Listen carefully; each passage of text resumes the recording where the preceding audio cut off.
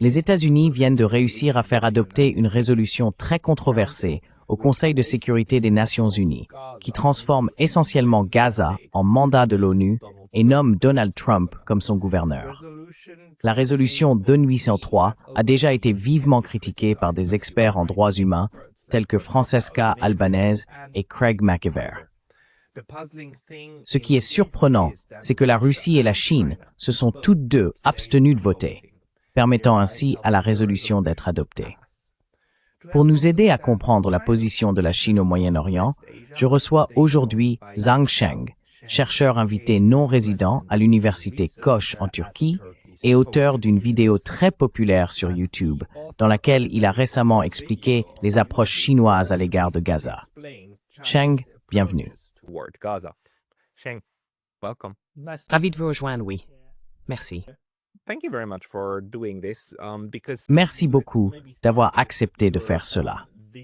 Commençons peut-être par votre vidéo que vous avez publiée il y a quelques mois et qui compte désormais plus d'1 demi-million de vues. Vous y essayez d'expliquer comment la Chine aborde l'Asie de l'Ouest et la question palestinienne, à la fois sur le plan politique et social. Pourriez-vous nous résumer ce que vous expliquiez dans cette vidéo?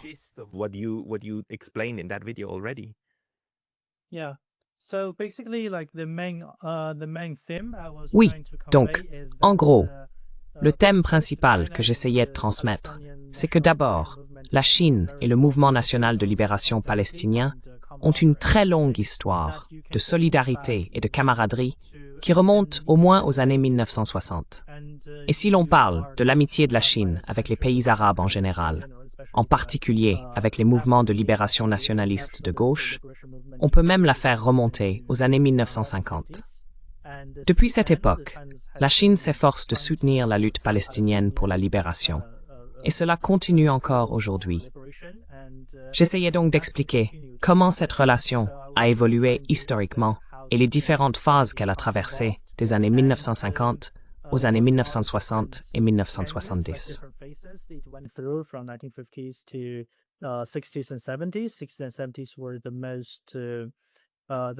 Les années 1960 et 1970 furent la période où la Chine adopta la position la plus radicale en soutenant le mouvement de libération palestinien et détenait les opinions les plus extrêmes sur le conflit israélo-palestinien parmi les 5 membres permanents du Conseil de sécurité de l'ONU. Lorsque l'on entra dans les années 1980, principalement sous l'influence d'événements tels que les accords d'Oslo, et même plus tôt, les négociations de paix égyptiennes avec Israël, la position de la Chine devint beaucoup plus modérée. Cela s'expliquait également par la croissance de l'économie chinoise et l'augmentation de ses investissements dans la région. La Chine commença donc à se rapprocher d'Israël à cette époque. Mais dans le même temps, elle se retrouva dans une situation assez contradictoire et embarrassante, car politiquement, la Chine continue à soutenir la Palestine à cet aujourd'hui.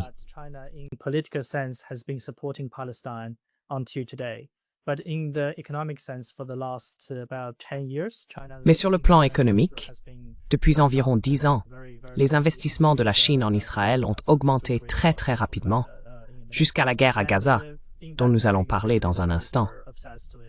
Durant cette période, les Chinois se concentraient essentiellement sur le commerce et les échanges économiques. Et aussi, en 2016, je dirais, personnellement, même si tout le monde ne serait pas d'accord, que les Chinois sont tombés dans le piège tendu par Netanyahou lorsqu'il est venu à Pékin.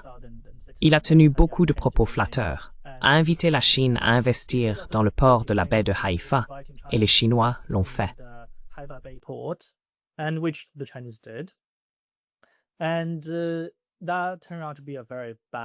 Et cela s'est avéré être un très mauvais accord, comme nous allons en parler. Donc ça, c'est pour cette phase. La troisième phase, celle qui, je pense, intéresse le plus de gens, c'est ce qui s'est passé après la guerre de Gaza, n'est-ce pas? Ce qui s'est passé après la guerre de Gaza, c'est que, dès qu'elle a commencé, les Israéliens ont essayé de faire ce qu'ils avaient fait dans tous les autres pays. Ils ont tenté de pousser les Chinois, politiquement, à condamner l'opération Al-Aqsa, l'opération déluge d'Al-Aqsa, ce que les Chinois ont refusé de faire. Al-Aqsa flood operation, which the Chinese refused. The Chinese took a use a very Les Chinois ont adopté un ton très ambivalent, disant « Eh bien, nous condamnons toute violence contre les civils commise par quelque acteur que ce soit. » Ils ne voulaient tout simplement pas faire de déclaration pro-israélienne. Ils souhaitaient formuler une position plus équilibrée en faveur de la paix, affirmant qu'ils ne voulaient pas voir de civils blessés. C'est essentiellement la position principale de la Chine sur la question du 7 octobre. Les Israéliens n'en ont pas été satisfaits, car ils pensaient que la Chine devrait agir comme les États-Unis ou l'Europe, condamner l'organisation par son nom et adopter un discours unilatéral, pro-israélien. Mais le gouvernement chinois a continué à ne pas le faire.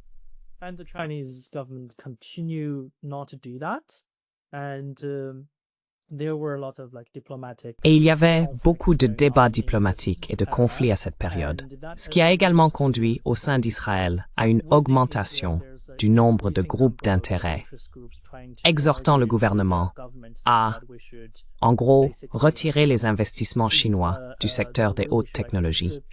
Il disait qu'il fallait simplement laisser les Chinois continuer à gérer le port de la baie de Haïfa, car ils ne soutiennent pas notre guerre contre la Palestine. Cela est donc devenu un énorme sujet de controverse. Et lorsque l'agression israélienne dans le sud du Liban a eu lieu, Haïfa était assez instable. Cela a de nouveau nui à la sécurité des investissements chinois sur place. Les Chinois étaient, le volume des échanges commerciaux entre la Chine et Israël a en réalité beaucoup chuté. C'était la première baisse depuis 2013.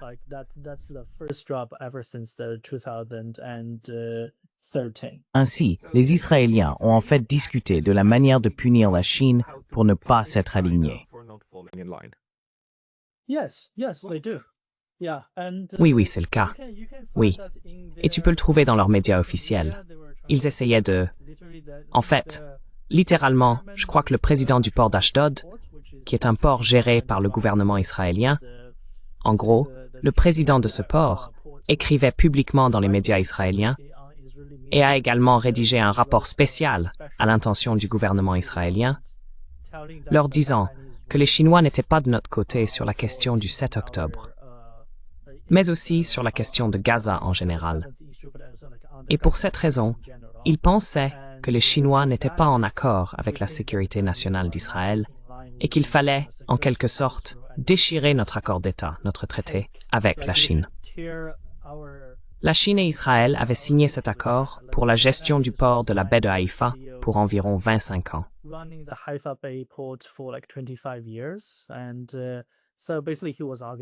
En gros, il soutenait que nous devrions démanteler tout cela. Cette idée est devenue très populaire en Israël, dans le débat plus large. En dehors de cela, l'ambassade d'Israël a également essayé de mener de nombreuses activités à Pékin, mobilisant essentiellement ses amis sur place pour faire pression sur le gouvernement chinois afin qu'il condamne le Hamas et adopte une position plus pro-israélienne dans la guerre de Gaza. Donc, je dirais que ces éléments sont à l'origine des tensions diplomatiques entre la Chine et Israël au cours des 2 dernières années. Comment cela a-t-il été perçu en Chine, à Pékin, sur le plan politique, mais aussi dans les sphères plus larges des médias sociaux et des médias publics chinois?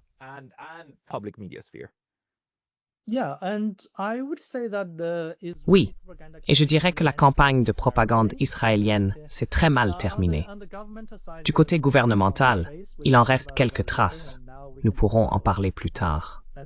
Maintenant, nous pouvons aborder, disons, le niveau populaire, la manière dont les internautes chinois ont réagi à cela.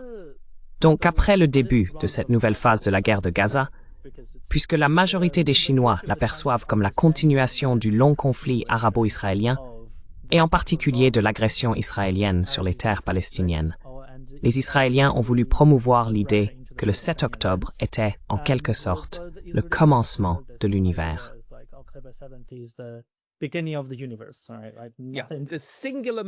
Le moment unique où ce pays totalement, absolument pacifique, n'ayant jamais utilisé son armée auparavant, fut soudainement, sans prévenir, attaqué par les terroristes les plus maléfiques et ignobles que le monde ait jamais connus.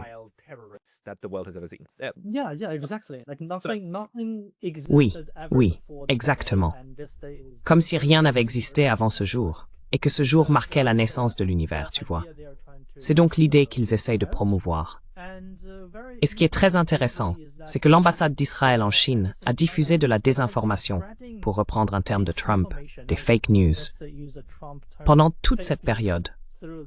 Parce qu'une des otages enlevées par le Hamas à Gaza, qui s'appelle Noa Argamani, a une mère chinoise, mais elle est citoyenne israélienne, pas du tout citoyenne chinoise. Elle est née en Israël, aucun lien avec la Chine.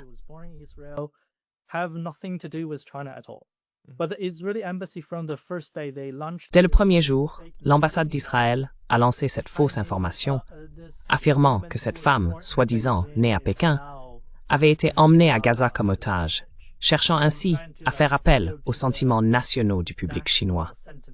Par la suite, ils ont continué à diffuser des histoires de ce genre, disant « Oh, elle est à moitié chinoise, sa mère s'inquiète pour elle, Netanyahou s'inquiète pour elle. » Netanyahou était soi-disant tellement préoccupé qu'il aurait personnellement appelé l'ambassade de Chine pour demander si la Chine pouvait faire quelque chose pour aider à sauver cette personne à moitié chinoise de Gaza, et ainsi de suite. Mais avant tout, il s'agit de fausses informations. Bien sûr, elle fait partie des otages, c'est vrai, mais elle n'est pas née à Pékin.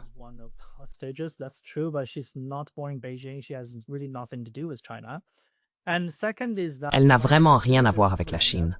Et ensuite, lorsque cette propagande a commencé, cela a fini par prendre une telle ampleur que le ministère chinois des Affaires étrangères a été interrogé à ce sujet à plusieurs reprises. Ce qui s'est passé, c'est qu'un média chinois, légèrement, disons, pro-occidental, a interviewé la mère de la femme, qui est la personne chinoise. Elle est maintenant citoyenne israélienne. Ils ont découvert qu'elle faisait partie des étudiants que la Chine avait envoyés à l'étranger pour étudier, mais qu'elle avait rompu son accord avec l'université chinoise, était partie en Israël, avait épousé un Israélien et n'était jamais revenue. Elle n'est jamais revenue. Elle était censée le faire, car elle avait reçu une bourse. Oui, oui, oui. Parce qu'elle avait obtenu une bourse du gouvernement chinois, je crois, du Conseil des bourses chinoises ou quelque chose comme ça, et c'était dans les années 1980. Elle était donc censée revenir travailler et honorer cet accord. Mais elle a simplement déchiré une partie de l'accord et n'est jamais revenue. Dans cette interview, elle a dit, je cite, elle a dit ceci. Le journaliste lui a demandé « Oh, les gens pensent que vous n'êtes pas citoyenne chinoise. L'êtes-vous? Avez-vous encore un passeport chinois ?» En gros, le journaliste essayait de l'aider à mieux séduire les internautes chinois. Et elle a répondu, je cite, « Non, je suis citoyenne israélienne. Mais est-ce que cela veut dire que vous, les Chinois, n'avez pas le devoir de m'aider? » Et cela est devenu la pièce de propagande la plus désastreuse que j'ai jamais vue.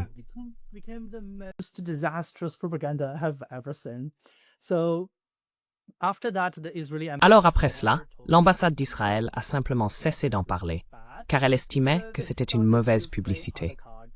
Ils ont commencé à jouer d'autres cartes.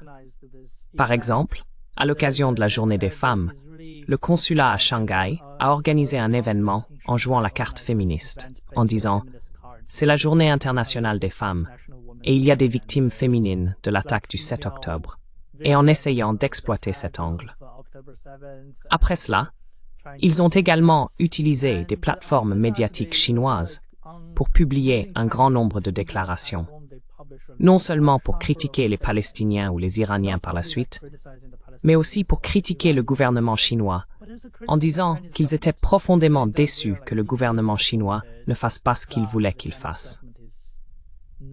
Et la chose amusante que je veux partager, c'est que cette plateforme appartenait à des Chinois, n'est-ce pas?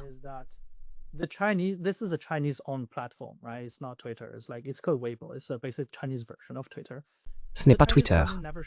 Ça s'appelle Weibo, en gros, la version chinoise de Twitter. Le gouvernement chinois ne l'a jamais fermé. Il le laisse simplement tranquille. Donc d'accord, ce gouvernement autoritaire ne se soucie pas que vous publiez des déclarations publiques le critiquant. Mais comme les internautes chinois sont furieux de ce que font les Israéliens, à la fois en Chine et avec les crimes de guerre à Gaza, ils ont inondé la section des commentaires du compte Weibo de l'ambassade d'Israël. Alors, cette seule démocratie du Moyen-Orient, ce qu'elle a fait, c'est fermer la section des commentaires. Ils l'ont désactivée et l'ont passée en mode où seuls les commentaires préapprouvés pouvaient être affichés. C'est un exemple étonnant de démocratie.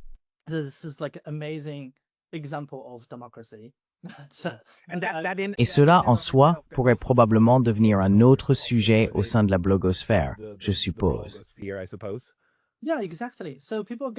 Oui, exactement. Les gens trouvent ça vraiment amusant. Ils se disent « Waouh, voilà donc la fameuse démocratie dont l'Occident parle tant. Ils ne peuvent même pas tolérer les critiques des internautes chinois à propos de leurs actions. »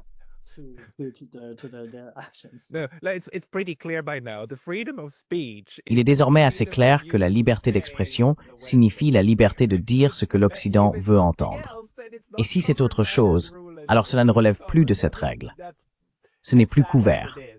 Je veux dire, c'est triste, certes, mais c'est évident maintenant. Et cela, en lien avec Israël, du moins en ligne, a dû avoir un effet assez instructif, je suppose, sur ce qu'est Israël. Aussi ce sentiment d'être en droit, n'est-ce pas? Il transparaissait si clairement chez cette mère de l'un des otages, n'est-ce pas?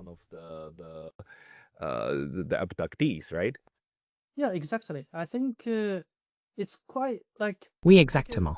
Je trouve cela assez intéressant, parce que comme je le disais, depuis les années 1980, la Chine avait déjà établi une sorte de relation de facto avec Israël, même si les relations diplomatiques officielles n'ont commencé qu'en 1992. Et depuis, disons, 30 à 40 ans, de nombreuses institutions israéliennes ont investi en Chine. Et sur le plan académique, elles ont également coopéré avec des universités et des instituts de recherche chinois, surtout qu'Israël est assez avancé dans les sciences naturelles et les domaines de haute technologie. Il y a donc eu, disons, une phase très étroite.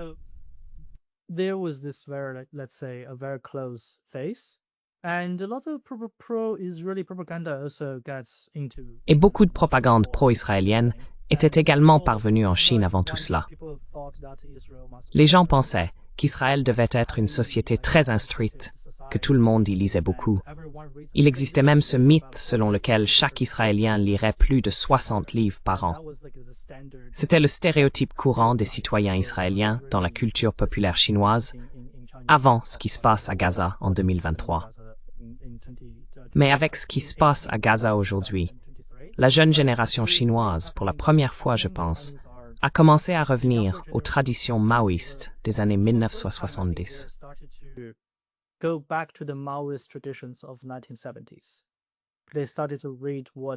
Ils ont commencé à lire ce qui avait été publié dans les années 1970. Il y avait beaucoup de livres et de documentaires de l'époque maoïste qui expliquaient pourquoi la Chine soutenait alors la lutte armée en Palestine. Ainsi, les jeunes en Chine aujourd'hui ont ressorti ces publications des années 1960 et 1970 et ils ont commencé à étudier de manière systématique ce qui se passe, ce qui s'est passé et les origines de la question palestinienne. Ils commencent à développer leur propre réflexion indépendante à ce sujet, très différente de ce qu'enseigne le monde universitaire dominant depuis 30 ans.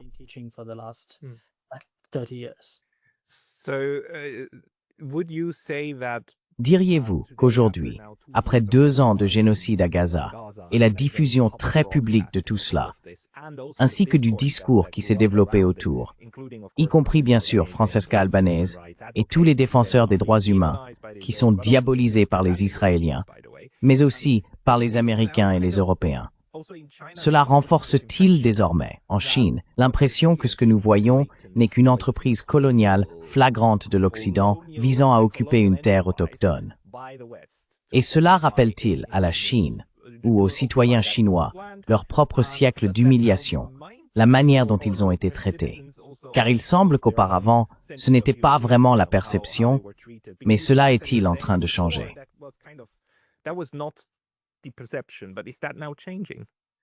Yeah, definitely. I think absolutely. I would say. Oui, tout à fait. Je pense vraiment que c'est le cas. Je dirais qu'aujourd'hui, les jeunes citoyens chinois, en particulier ceux qui sont en ligne, les jeunes internautes, sont probablement la génération ayant la perception la moins favorable, ou disons la plus négative, d'Israël depuis les années 1970. Et c'est un changement considérable. Vous savez, car les années 1970 sont très lointaines. C'était l'époque de Mao en Chine.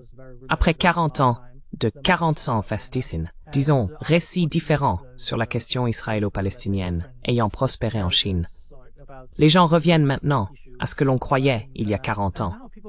Cette jeune génération en Chine, je dirais, a la perception la plus négative d'Israël. I would say the most negative perception of Israel and also the narrative Il est très courant en Chine que les gens comparent Israël au régime fasciste du Japon pendant la Seconde Guerre mondiale, ainsi qu'à l'Allemagne, ce qui irriterait profondément les Israéliens et tout l'Occident. Mais en Chine, nous avons une autre forme de correction politique. Donc ce n'est pas un tabou intouchable. On constate souvent sur l'Internet chinois que les gens établissent ces comparaisons. Ce que le Japon fasciste a fait pendant la Seconde Guerre mondiale, notamment le massacre de Nankin, est comparé à ce que les Israéliens font aujourd'hui à Gaza.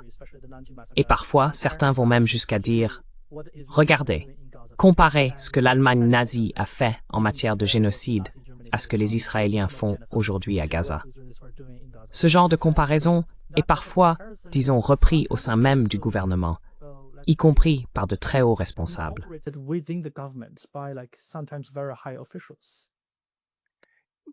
Everything that you're telling me now actually Tout ce que tu me dis maintenant rend en fait la décision de Pékin de s'abstenir sur cette résolution, celle que j'ai mentionnée au début, encore plus surprenante. Je veux dire, tout cela indiquerait que la Chine devrait, tu sais, prendre position pour la Palestine, non seulement pour la Palestine, mais aussi afin de séduire sa propre population, parce que la Chine se soucie, enfin la Chine politique officielle se soucie de l'opinion publique. Comment expliques-tu leur abstention lors de ce vote et comment cela est-il perçu en Chine en ce moment?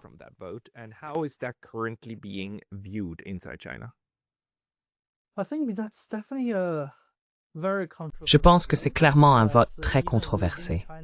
Même en Chine, de nombreuses voix expriment de la confusion ou des critiques. Par exemple, moi-même, je ne suis pas vraiment partisan de cette abstention. Mais disons que, si l'on veut expliquer pourquoi ils ont fait ce choix, ils ont décidé de ne pas voter en faveur pour des raisons évidentes. En réalité, le ministère des Affaires étrangères a déclaré que le principal problème qu'il voyait dans cette résolution était qu'elle ne mentionnait pas que le territoire palestinien devait être gouverné par les Palestiniens. Oui, exactement. C'est la position de base que la Chine maintient, du moins dans le langage politique.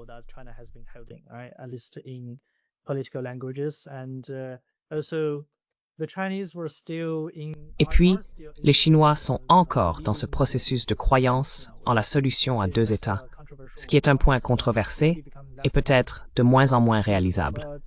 Mais la position officielle reste axée sur la solution à deux États. Et la Chine est très déçue que cette solution à deux États ne soit pas inscrite dans la résolution. On voit donc clairement qu'ils n'en sont pas satisfaits et ils l'ont fait savoir très clairement. Mais pourquoi l'ont-ils quand même laissé passer? Je pense que c'est parce que, si l'on observe les habitudes de la diplomatie chinoise, on constate qu'elle est très... Enfin, je ne veux pas employer le mot conservatrice, car il a des connotations politiques, mais plutôt très prudente, parfois excessivement prudente, adoptant une position trop équilibrée.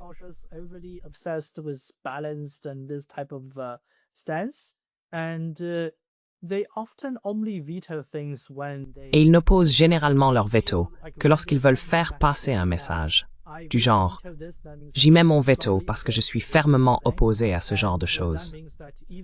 Cela signifie que même si d'autres décident d'aller de l'avant, ils vont essayer de saboter le plan. C'est ce que signifie un veto dans la mentalité diplomatique chinoise.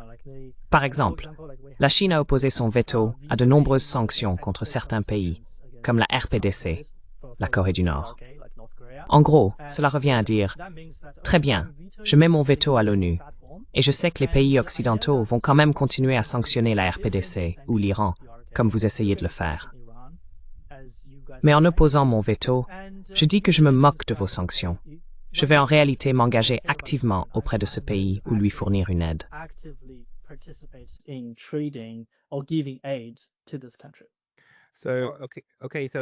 Donc d'accord, dans ce sens, un veto de la Chine signifie « je vais activement m'opposer à ce qui se passe ». Leur abstention ici signifie donc qu'ils ne le soutiennent pas, ils ne veulent pas que ça se produise, mais qu'ils ne sont pas prêts à aller jusqu'à s'y opposer complètement, ce qui reviendrait en fait à se confronter à Israël.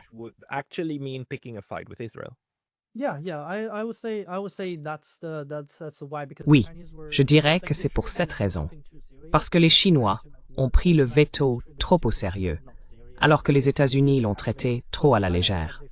Pour la Chine, le gouvernement estime ne pas avoir la détermination d'affirmer, concernant la reconstruction de Gaza, qu'il va agir concrètement pour changer toute la situation. Et pour être honnête, la Chine ne pense probablement pas être en mesure de le faire pour le moment, car elle est très éloignée et ne dispose pas de beaucoup d'atouts, économiques ou autres, dans la région. Donc je pense qu'ils se sont dit que cela donnerait une mauvaise image s'ils opposaient leur veto, puis que Trump faisait ce qu'il voulait, malgré tout, sans que la Chine puisse rien faire pour sauver la situation. Cela nuirait à la crédibilité diplomatique de la Chine. C'est donc, je pense, la raison pour laquelle ils se sont abstenus.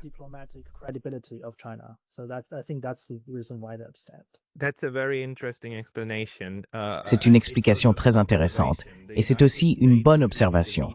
Les États-Unis considèrent le veto à l'ONU comme « si je ne soutiens pas quelque chose à 100%, je le veto ». Et la Chine le considère comme « si je ne m'y oppose pas à 100%, je ne le veto pas ». Mais cela crée maintenant un précédent très important, ce qui, encore une fois, m'étonne que la Chine n'ait pas opposé son veto. Car le Conseil de sécurité des Nations Unies est le seul organe politique que nous ayons capable de prendre des décisions contraignantes, des résolutions pour l'ensemble de l'ONU. Je veux dire, cette résolution va désormais, pour tous les usages pratiques, faire partie du droit international, quelque chose que tout le monde doit respecter.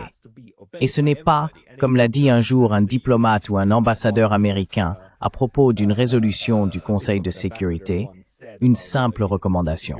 Non, non, c'est contraignant. Cela a désormais la force de l'ensemble de l'ONU, ce qui le rend d'autant plus scandaleux. Et pourtant, la Chine a accepté que cela se produise.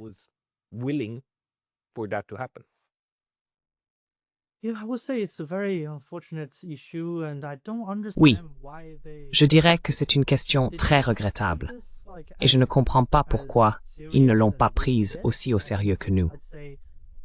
Je n'essaie pas de justifier leur jugement. Je dis simplement que si nous voulons comprendre pourquoi le gouvernement a pris une telle décision, une possibilité est qu'il ne considère plus les lois de l'ONU comme aussi importantes, surtout dans le cas de la Palestine. Car au cours des 2 dernières années, il y a eu beaucoup d'efforts dans le domaine du droit international pour tenter d'empêcher les Israéliens de commettre un génocide. Même la Chine était à la CIJ pour soutenir l'affaire sud-africaine contre Israël.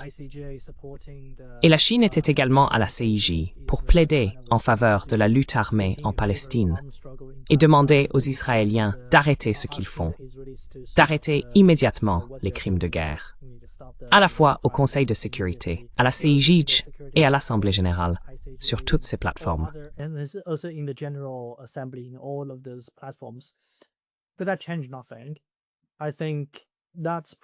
Mais cela n'a rien changé.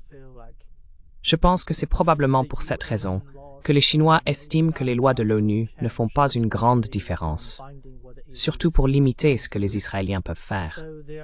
Ils ne les prennent donc pas très au sérieux. C'est probablement, je pense, la seule façon de comprendre pourquoi ils ont agi ainsi. Ils se disent simplement que, d'accord, même si nous opposons notre veto, les Israéliens le feront quand même. Et si quelqu'un veut arrêter les Israéliens, ce doivent être les forces de résistance de la région elle-même. Le droit international semble très impuissant dans cette situation. Donc, probablement pour cette raison, ils n'ont pas compris ou n'ont pas su comprendre l'importance d'opposer leur veto à ce genre de résolution fondamentalement impérialiste.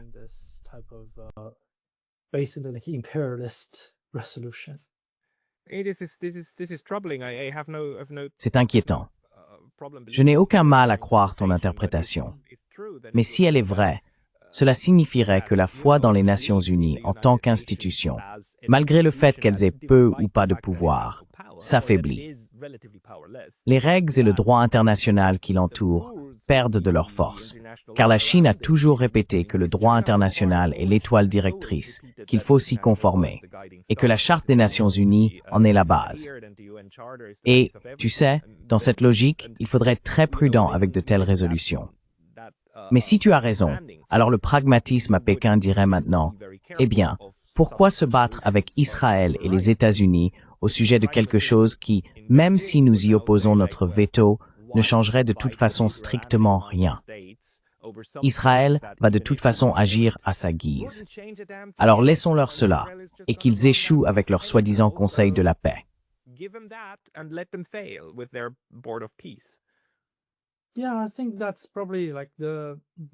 Oui, je pense que c'est probablement comme la deuxième évaluation que tu as mentionnée.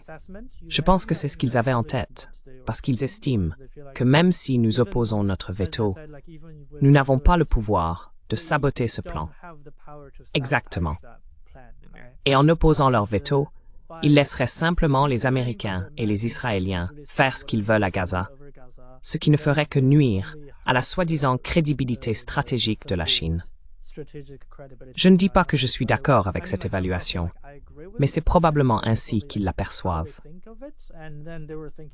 Et ils pensaient que probablement la seule chose capable d'arrêter les Israéliens n'est pas le droit international, mais la résistance venant de la région. Une résistance qui mettrait les Israéliens et les Américains en difficulté en même temps, et pourrait peut-être les pousser à changer leurs intentions.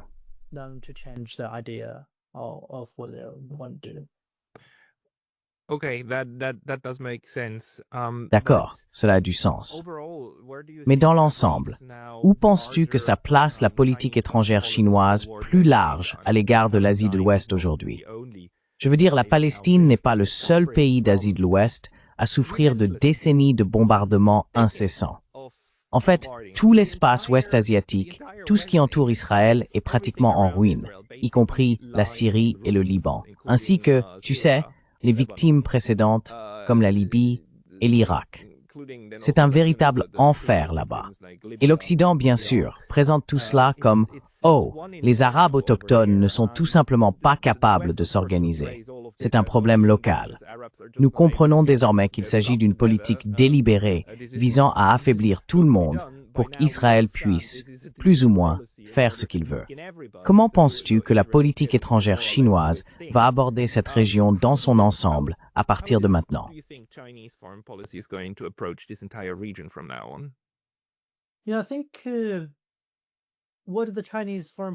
Je pense que la politique étrangère chinoise à l'égard de l'Asie occidentale a par le passé consisté à gérer une contradiction.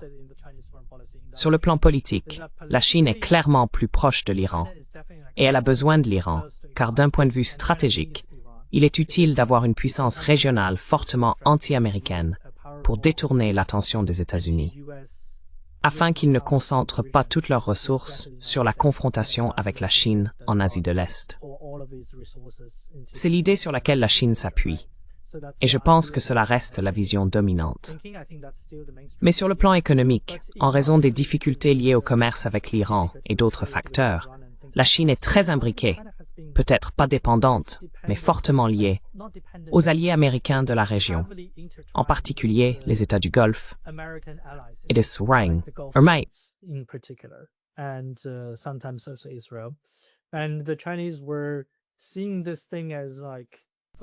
Les Chinois observaient cela depuis environ 2 ans, avant la guerre de Gaza et aussi avant la guerre Israël-Iran, et ils pensaient que la situation pouvait au moins se maintenir un certain temps.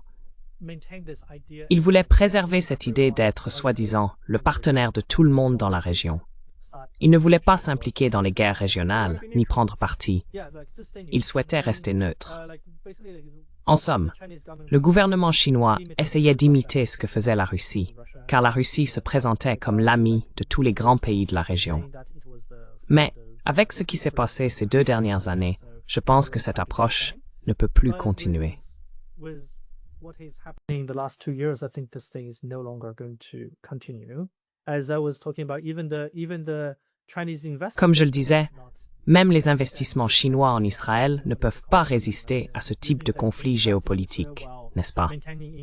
On pourrait penser qu'il est possible d'investir en Israël tout en maintenant une relation étroite avec l'Iran. Mais même les Israéliens ne permettraient pas que cela continue. Et je pense que cette situation ne va pas durer. Lors du dernier épisode du conflit entre l'Iran et Israël, les Chinois ont été très déçus. L'Iran a beaucoup plus souffert que ce que l'on attendait. Cela a laissé l'Iran dans une position plus défavorable dans la région. J'imagine donc que les Chinois vont renforcer leur engagement auprès de l'Iran pour s'assurer qu'ils ne prennent pas de retard.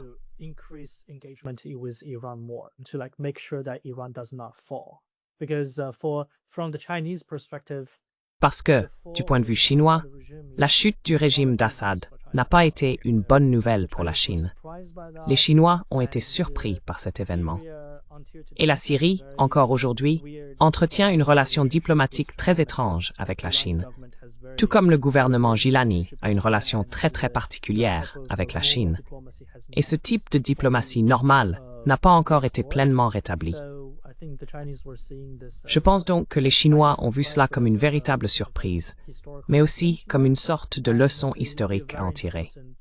Il est très important pour la Chine de s'assurer que l'Iran ne s'effondre pas et ne soit pas gravement affaibli. Ainsi, je pense que la stratégie de la Chine à l'égard de l'Asie occidentale consisterait en ce sens davantage à soutenir la reprise de l'Iran et de ses alliés dans la région.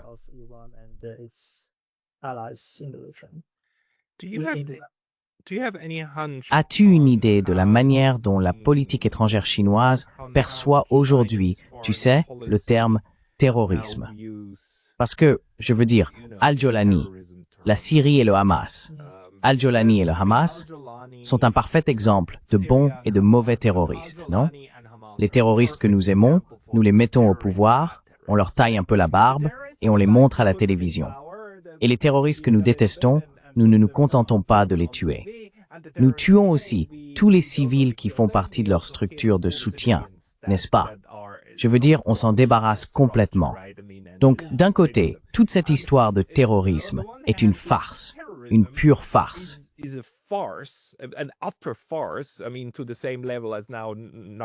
Je veux dire, au même niveau qu'aujourd'hui, le narcoterrorisme est une farce utilisée comme prétexte pour envahir le Venezuela et ainsi de suite. Mais d'un autre côté, la Chine a également eu historiquement des problèmes avec ce qu'elle qualifie de terrorisme, notamment dans des régions comme le Xinjiang. Et la lutte contre le terrorisme est bien sûr l'une des raisons d'être de l'Organisation de coopération de Shanghai, pour combattre les réseaux transnationaux de groupes violents en Asie de l'Est, du Nord et du Nord-Est. Comment voyez-vous la Chine aborder la question du terrorisme à partir de maintenant?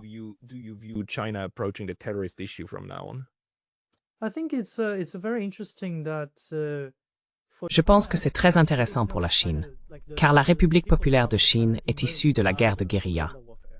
Cette guerre de guérilla était dirigée contre le gouvernement nationaliste de Chiang Kai-shek, mais aussi contre l'invasion japonaise.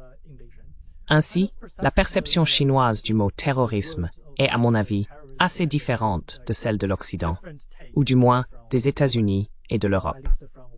Tout d'abord, la Chine a clairement indiqué que la lutte armée contre l'occupation n'est généralement pas considérée comme du terrorisme dans la diplomatie chinoise. Et cela est précisé dans des documents officiels. Par exemple, je faisais référence au représentant chinois.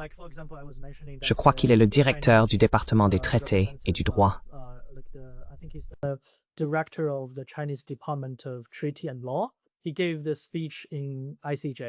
Il a prononcé ce discours à la CIJ en invoquant le droit international et en formulant un point principal. Les peuples vivant dans des territoires occupés ont le droit de recourir à la lutte armée contre leurs occupants. C'est un élément essentiel de la perception chinoise de la lutte armée. Et c'est quelque chose qui s'est maintenu depuis l'époque de Mao jusqu'à aujourd'hui. Cela n'a jamais changé. Même lorsque les relations entre la Chine et Israël étaient au plus proches, cette position n'a pas varié. Les Chinois ont toujours reconnu que les Palestiniens avaient le droit à la lutte armée. Et comme nous le savons, la Chine entretient depuis longtemps des relations étroites avec l'OLP, en particulier avec le Fatah.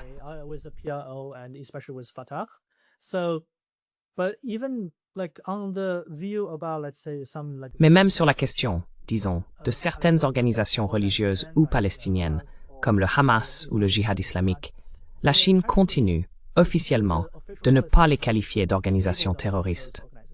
Dès 2003, lorsque les médias officiels chinois ont interviewé le cheikh Yassine, l'ancien dirigeant du Hamas, ils l'ont décrit comme une organisation armée ou une organisation de résistance.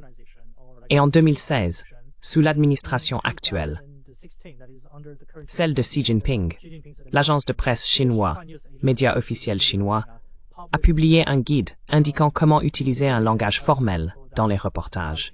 Une clause particulière précisait qu'il ne fallait pas qualifier le Hamas d'organisation terroriste ou extrémiste.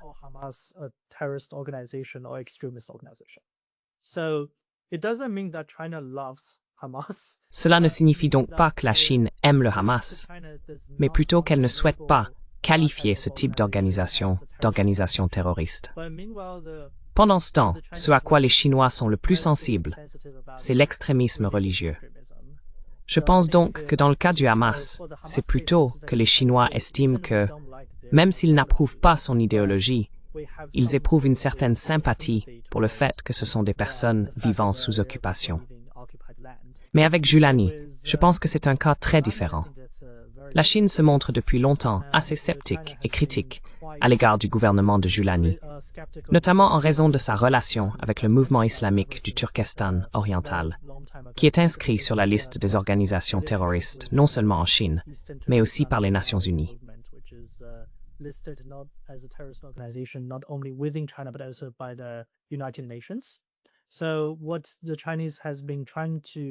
Ce que les Chinois ont essayé de faire au cours de la dernière décennie environ, c'est de négocier avec Julani en disant « Nous pourrions éventuellement reconnaître votre administration et collaborer avec vous, mais vous devez promettre de ne pas coopérer avec les terroristes du mouvement islamique du Turkestan oriental. » L'idée la plus souhaitable serait de renvoyer ces personnes en Chine. Mais même si cela n'est pas possible, il faudrait au moins faire une déclaration claire indiquant que vous n'autoriserez pas ces organisations à utiliser la Syrie comme base contre la Chine. C'est la même chose que les Chinois ont fait avec les talibans après leur prise de pouvoir en Afghanistan.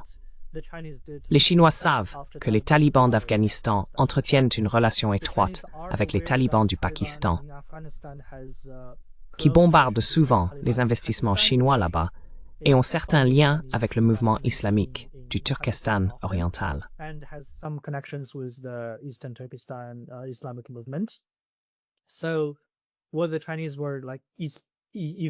Ce que les Chinois ont finalement fait avec les talibans, c'est leur dire « Même si nous ne vous demandons pas de renvoyer ces personnes en Chine, ne leur permettez simplement pas de mener d'activités contre la Chine sur votre territoire. » En échange, la Chine a essentiellement fourni une aide économique et amélioré le commerce avec l'Afghanistan, même après la prise de pouvoir des talibans.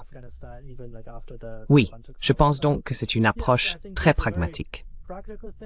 Les Chinois ne sont pas exactement conservateurs, mais plutôt tournés vers l'intérieur en matière d'affaires internationales. Tant qu'une organisation ne lance pas explicitement d'attaques contre le territoire chinois ou contre des ressortissants chinois à l'étranger, les Chinois ont tendance à faire preuve d'une certaine souplesse et à s'abstenir de porter des jugements moraux sur ce type d'organisation et de complexité.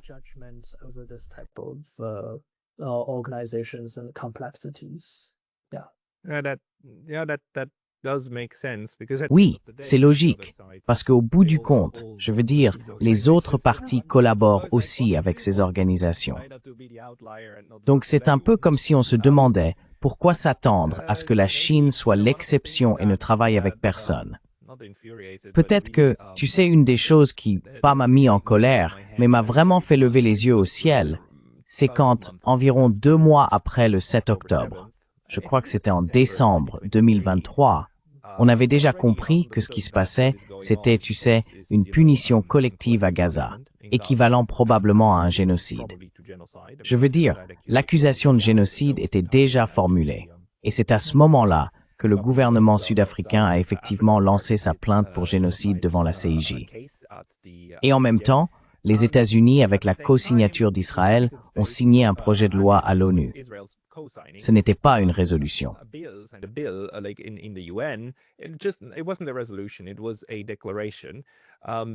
C'était une déclaration affirmant qu'ils s'opposaient fermement au génocide au Xinjiang. Je n'arrivais tout simplement pas à croire que c'était le moment qu'ils avaient choisi pour le faire. Comment cette utilisation et cette instrumentalisation de concepts fondamentaux et essentiels du droit international, encore une fois, du droit international, sont-elles perçues aujourd'hui en Chine? J'entends bien que la plupart des gens détestent cela, mais est-ce que ça pousse désormais le public à repenser la manière dont il comprend l'usage que l'Occident fait de ces concepts?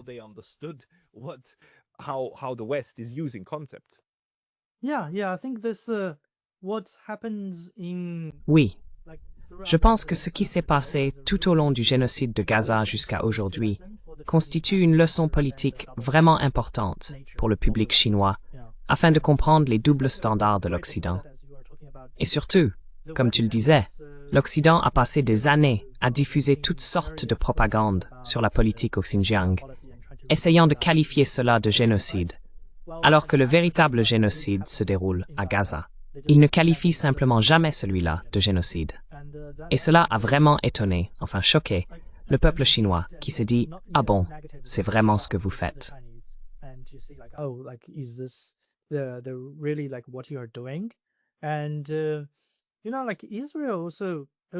Et vous savez, Israël fait ça aussi. Je pense que depuis 2019, si vous regardez les médias israéliens grand public, ils ont beaucoup parlé de la question du Xinjiang. C'est vraiment comme si, soudainement, ils se souciaient des droits religieux des musulmans, des accusations de soi-disant génocide, et tout cela. Mais lorsque Gaza était en train de se produire, ils ne parlaient de rien de tel. Donc je pense que c'est un moment vraiment intéressant pour la Chine de prendre conscience des doubles standards dans ce qu'elle fait.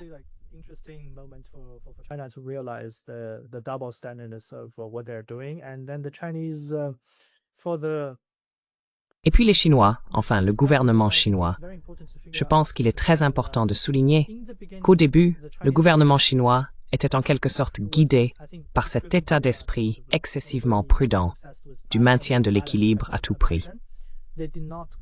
Ils n'ont pas qualifié les crimes de guerre à Gaza de génocide, mais cela a en fait changé cette année, en août 2025.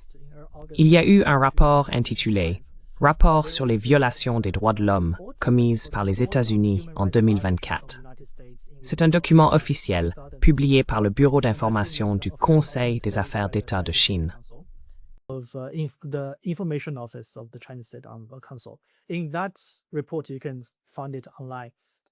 Dans ce rapport, que vous pouvez trouver en ligne, il est littéralement indiqué que les États-Unis sont complices du génocide à Gaza.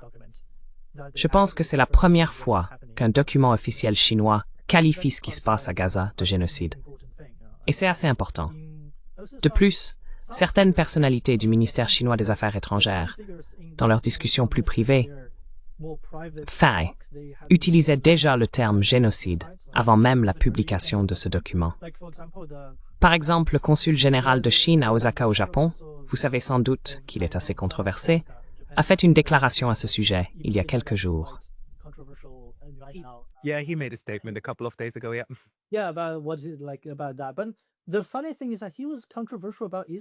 Mais le plus drôle, c'est qu'il était déjà controversé à propos d'Israël bien avant cela. Sur son compte Twitter, il a publié de nombreuses photos comparant les crimes de guerre israéliens à Gaza au massacre de Nankin. Il a qualifié les actions israéliennes de génocidaires. Et le plus intéressant, c'est qu'il a même publié en juin de cette année un message comparant Israël à l'Allemagne nazie. Dans ce message, je vais le citer, il disait que la seule différence entre Israël et l'Allemagne, c'est que l'Allemagne considère les États-Unis comme un ennemi, tandis qu'Israël considère les États-Unis comme son distributeur automatique. Oh wow! Oh wow. Il a mis côte à côte le drapeau israélien et celui de l'Allemagne nazie, puis a écrit cela comme légende en dessous. Ensuite, il l'a publié sur son compte Twitter officiel. Cette publication a vraiment mis l'Amérique en colère. Il était donc déjà assez controversé. J'en ai déjà parlé auparavant, comme pour la question Chine-Japon, n'est-ce pas? Mais je pense que ce qu'il fait montre qu'au sein du gouvernement chinois, il y a eu plusieurs hauts responsables qui estiment que ce que font les Israéliens à Gaza relève du génocide. But, you know, Tu sais, désolé. Je dois juste demander parce qu'il est consul à Osaka. C'est un diplomate officiel de la Chine, pas un consul honoraire, mais un consul à part entière. the full consul. Yeah. Je pense que son poste est celui de consul général, mais disons qu'il a le rang d'ambassadeur. Il est classé au niveau d'ambassadeur, donc c'est un diplomate de très haut niveau. And you cannot post this kind of stuff without Et tu ne peux pas publier ce genre de choses sans avoir soit un soutien direct, soit la quasi-certitude que cela tiendra et ne te coûtera pas ta tête, car autrement, les diplomates ne feraient pas ça. Ils dépendent de leur ministère, non? Donc, en un sens, cette publication a, sinon une approbation complète, du moins un feu vert discret du ministère des Affaires étrangères. of the Ministry of Foreign Affairs. Oui, je le suppose. Je pense qu'au moins, il y aurait une certaine forme d'acquiescement de la part d'autres membres du gouvernement, ou qu'il existe un large groupe de personnes partageant des opinions similaires. Sinon, on ne publierait pas ce genre de choses. Et après qu'il l'a publié, il ne s'est rien passé. Ce n'est pas comme si le ministre des Affaires étrangères s'était mis en colère ou quoi que ce soit. Donc je pense que cela montre clairement qu'il y a pas mal de sympathisants de la Palestine au sein du gouvernement chinois. Et je pense que cela se rattache au rapport antérieur sur les droits de l'homme, malgré le fait que le Conseil d'État ait directement utilisé le terme génocide à Gaza. This leads me to my last question, but Cela m'amène à ma dernière question. Gaza genocide. Vous savez, le génocide de Gaza m'a beaucoup appris sur le sionisme et sur la différence entre le sionisme, le judaïsme, l'État d'Israël et ainsi de suite. Est-ce aussi le cas pour la Chine? Parce que selon moi, on ne peut pas vraiment comprendre ce qui se passe sans comprendre ce qu'est le sionisme, comment il fonctionne et comment le sionisme chrétien soutient l'ensemble du projet.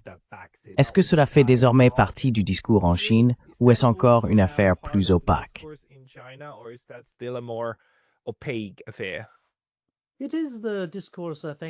Cela fait partie du discours, je pense. Je veux dire, au sein du gouvernement, il y a un énorme fossé générationnel. Les personnes plus âgées sont celles qui sont aux commandes, n'est-ce pas? Elles se concentrent donc davantage sur la solution à deux États et croient qu'une telle solution peut apporter une paix durable. Oui, les accords d'Oslo des années 1990, l'état d'esprit des années 1990, oui. Oui, ce genre d'état d'esprit. Et je pense qu'ils sont largement influencés par le Fatah. Donc ils se disent que si le Fatah affirme que la solution à deux États est une bonne chose, alors pourquoi les juger? Laissons-les faire. Ce genre de raisonnement. Mais je pense que parmi la jeune génération, il y a des discussions plus sérieuses, allant jusqu'à remettre en question la nature même du sionisme. Et c'est une évolution très intéressante, car si l'on regarde l'histoire, depuis les années 1920, la Chine connaît déjà le sionisme. China has already known about Zionism. Like Sun Yat-sen, for example, he met with Comme Sun Yat-sen, par exemple. Il a rencontré des dirigeants sionistes à Shanghai et a exprimé des opinions favorables au sionisme. car ils considéraient que c'était une idée nationaliste portée par un petit groupe de personnes opprimées en Europe, et que cela devait donc être une bonne chose. C'était là l'idée, et je pense que cette façon de penser s'est poursuivie par la suite. De plus, la Chine entretient une histoire très longue et intéressante avec la diaspora juive.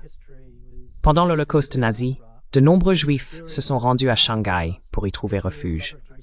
Ils y avaient leur propre journal et leur réseau communautaire, et beaucoup d'entre eux sont ensuite retournés en Israël après sa création. L'organisation sioniste y était active, tissant de nombreux liens avec des personnalités importantes du gouvernement nationaliste chinois de l'époque.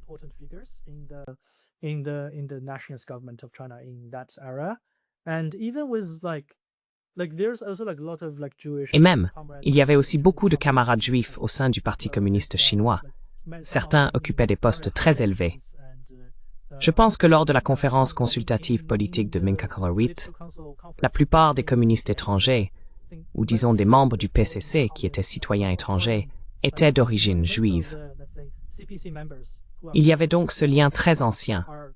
Et pour cette raison, je n'ai jamais adhéré à l'idée que la Chine soit antisémite ou quoi que ce soit de ce genre. Ce n'était pas le cas. À travers ces interactions, les Chinois ont en fait développé une bonne compréhension de ce qu'était le sionisme. Historiquement, ils ne le considéraient pas comme un problème jusqu'aux années 1960, lorsque l'État d'Israël a commencé à en envahir d'autres. Cela a amené Mao à se dire « Oh, en réalité, c'est une très mauvaise chose ».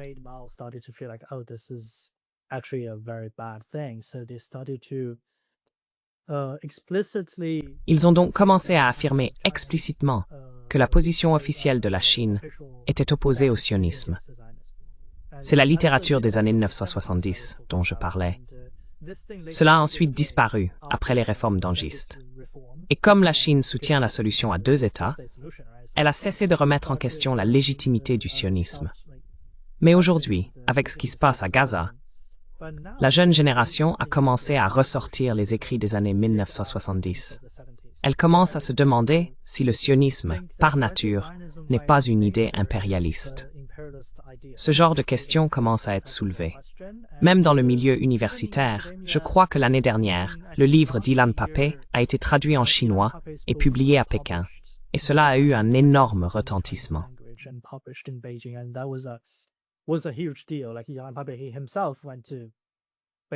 Il s'est lui-même rendu à Pékin pour promouvoir ce genre d'initiative. Il a organisé quelques événements avec l'ambassade de Palestine en Chine.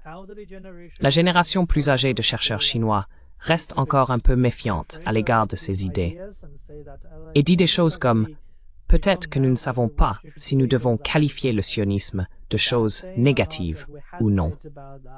Ils hésitent à ce sujet, mais la jeune génération commence à trouver ces idées assez séduisantes. Je pense donc que cette différence générationnelle est assez évidente. Et cela me fait penser que, disons, dans une vingtaine d'années, lorsque cette jeune génération commencera à occuper des postes plus importants au sein du gouvernement, la politique de la Chine pourrait devenir bien plus pro-palestinienne qu'elle ne l'est actuellement.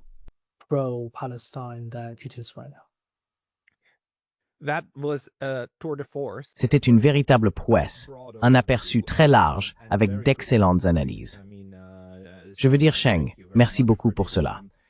Pour les personnes qui aimeraient lire davantage de vos réflexions ou vous voir plus souvent, y a-t-il un endroit où vous publiez parfois vos idées ou vos analyses?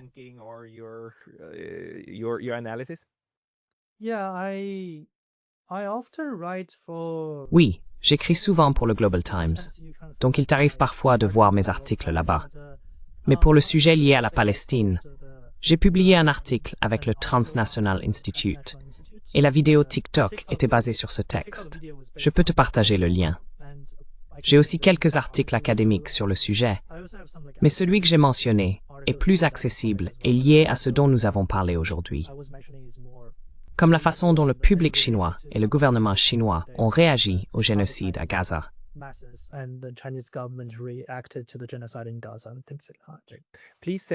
Veuillez m'envoyer ces liens. Je les mettrai dans la boîte de description sous cette vidéo. Zhang Sheng, merci beaucoup pour votre temps aujourd'hui. very much for your time today. Merci beaucoup.